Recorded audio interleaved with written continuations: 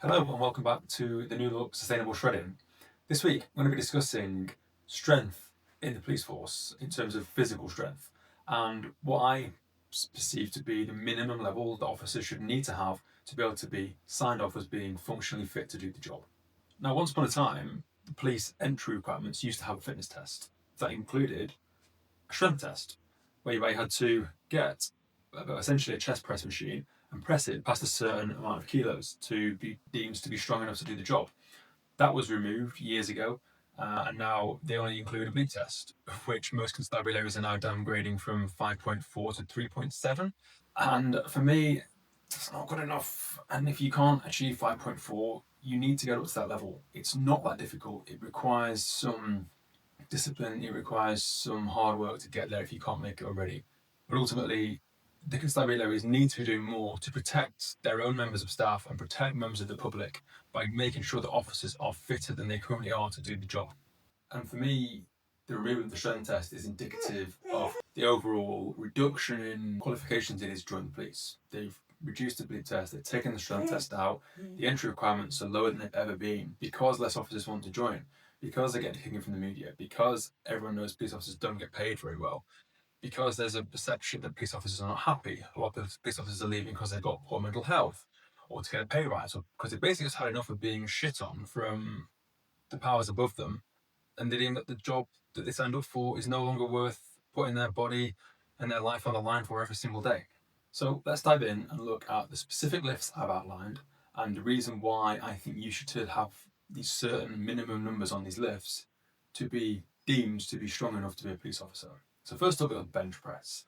Now, bench press is probably the most well-known exercise out there. Probably the most overdone by a lot of people who skip legs, particularly the lads out there. I'm talking to you. I used to be the same, never squatted, never deadlifted, I was always benching.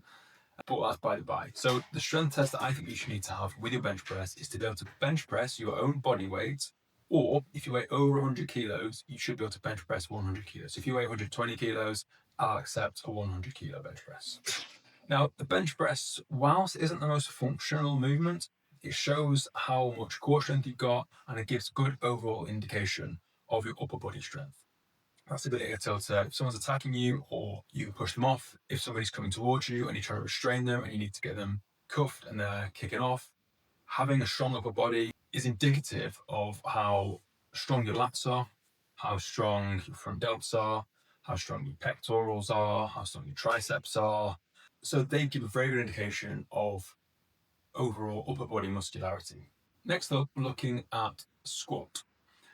Everyone knows what a squat is, and I'm talking specifically about a barbell back squat. So that's with the bar across your rear delts or across your traps, stood up straight, squatting down, ideally with the crease of your hips going lower than your knees to make sure that you're below parallel for it to be a complete squat. Anything above that is a half squat over a quarter squat. Having a strong squat, again, is indicative of having a very strong core, having a strong thoracic spine, and having very strong legs.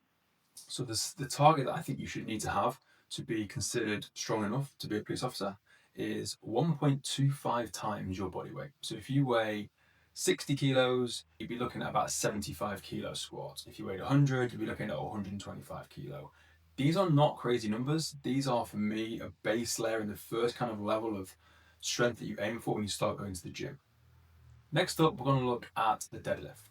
The target weight that you should be aiming for as a police officer with a deadlift is 1.5 times body weight. So if you weigh 60 kilos, you'd be looking for a 90 kilo deadlift. If you weigh 100, you'd be looking for 150 kilos. Now, most people find deadlift easier than a squat or bench press, hence the reason why the number is higher, proportionate to what those other lifts are. For me, deadlift is my favorite lift. It's the one that I'm the strongest at, and it's arguably the most important. If you're doing it without straps, it's going to give you very strong grip. It's going to give you a very strong upper back, very strong thoracic spine, very strong core, strong glutes, strong hamstrings. And for me, if I had to pick one of those lifts that you could do as a police officer only, it would be deadlift. It's the one that gives you the most amount of transferable skills. Strong grip that you can grab hold of somebody, like a vice-like grip. And if you've got hold of them and they're not compliant, you want to handcuff them, the moment you know that you've got them gripped in that one hand, it's game over for them. They're not going to get away from you. If you don't deadlift, it's probably likely that your grip isn't that strong. And if you get into a situation where you can't restrain somebody, strong grip certainly would have benefited you, as well as having very strong lats, very strong thoracic spine. If someone's on the floor kicking off, you can pick them up. You can rip a car door open really easily when you've got a really strong deadlift. So, I hope those lifts made sense to you, the reasons why they're important to have them.